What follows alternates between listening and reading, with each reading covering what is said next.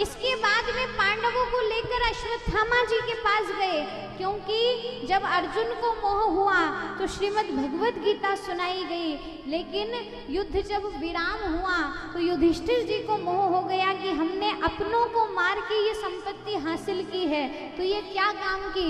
तो आज युधिष्ठिर जी के मोह को दूर करने के लिए युधिष्ठिर जी को लेके भगवान अश्वत्थामा जी के पास गए, भीष्म पितामह के पास गए। अश्वत्थामा को तो भगा ही दिया था। भीष्म पितामह के पास गए। भीष्म पितामह मृत्यु की सैया पर लेटे हैं और भीष्म पितामह जैसा कोई पितृ भक्त नहीं है। भीष्म पितामह मृत्यु की सैया पर लेटे हैं, पूरे शरीर में वाण लगे हैं, इनको वरदान है इच्छा मृत्यु का। जब ये चाहेंगे तब मर सकते हैं, अगर नहीं चाहे तो कभी ना मरे। भीष्म पितामह इंतजार कर रहे थे भगवान का। आज भगवान सामने गए। जैसे ही भगवान सामने गए, भीष्म पितामह प्रसन्न हो गए। भगवान दुखी हैं तो बोल रहे हैं कि ऐसी रोतली सूरत देखने के लिए तुमको नहीं बुलाया, मेरे सामने आए हो तो मुस्कुराओ। उत्तरायण के समय की प्रतीक्षा कर रहे थे। यहाँ भगवान ने युधिष्ठिर जी को इशारा किया, बोले जो पूछना है पूछ लो। राजधर्म, स्त्री धर्म आदि धर्म पूछे गए, सारे प्रश्नों के उत्तर दिए। उत्तरायण का समय हुआ, पूजन करने लगे तो भीष्म पितामह सोचते हैं, बोले मेरे पास तो कोई सामग्री है नहीं, ना आरती की थाली है, ना पुष्प है, ना कंकु है, ना चावल है, मैं कैसे पूजन करूं। तो सबसे बड़ी पूजा होती है मानसिक पूजा। कौन सी पूजा?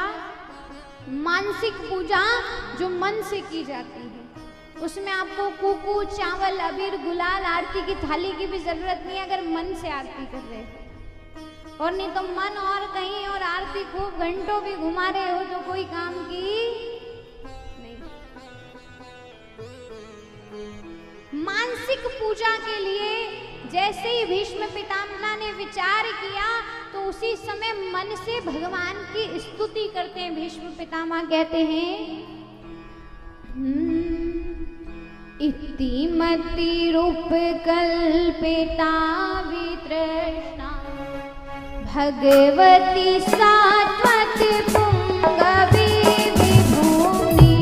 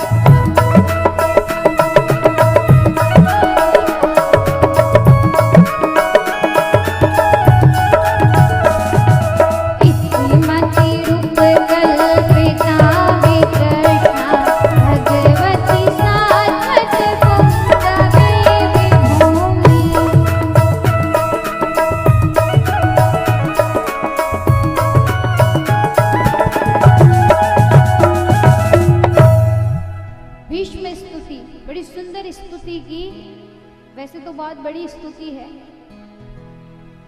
एक दो श्लोक में हम सुनते हैं, इति मति रूप कल्पिता वितृष्णा, बोले आपको देने के लिए मेरे पास और कुछ नहीं है, पर एक चीज है। बोले क्या? बोले मैं जाते जाते अपनी बेटी का विवाह आपसे करवाना चाहता हूँ। बोले पितामह जाते जाते बुद्धि ने साथ छोड़ दिया क्या? बोले जब आज तक शादी नहीं हुई तो बेटी कहाँ से हो गई? जब ब्याह ही नहीं हुई हो तो बेटी कटुआई गई। बोले महाराज शादी नहीं हुई, ब्याह नहीं हुई हो, पर बेटी तो है। बोले कौन सी बेटी है, नाम कही है? तो भीष्म पितामह बड़ी सुंदर बात कहते हैं, ध्यान से सुनिए। बोले इति मति, ये जो मेरी मति है यही मेरी बेटी है, और मैं अपनी बेटी का विवाह आपसे करना चाहता हूं।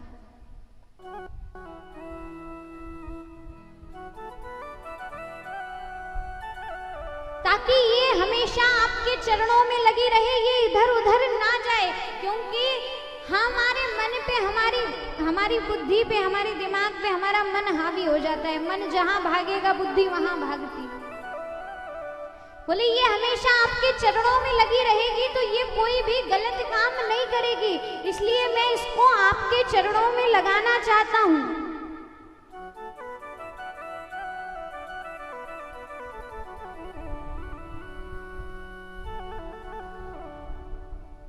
जैसे ये बात भीष्म पितामह से कही, भीष्म पितामह ने भगवान से कही, भगवान ने सुनी, भगवान खुश हो गए, भगवान ने आशीर्वाद दिया। उत्तरायण का वो समय आया कि भीष्म पितामह भगवान धाम को चले गए। वास्तविकता में अंत समय व्यक्ति का कैसा होना चाहिए, हमारा अंत समय कैसा होना चाहिए? ऐसा ही होना चाहिए। जब हम मरने वाले हों तो जीते जी ऐसे कर्म करो कि अंत समय में आपके सामने यमराज आकर खड़ा नहीं हो, भगवान आकर खड़े हो। और अंत सुधर गया तो जीवन सुधर गया।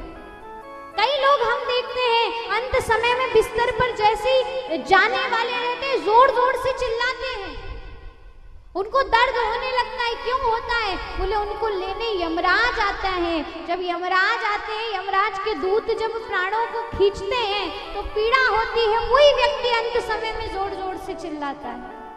जो भक्त होगा, जिसको लेने भगवान के दूत आएंगे, वो व्यक्ति ऐसे ही चला जाएगा,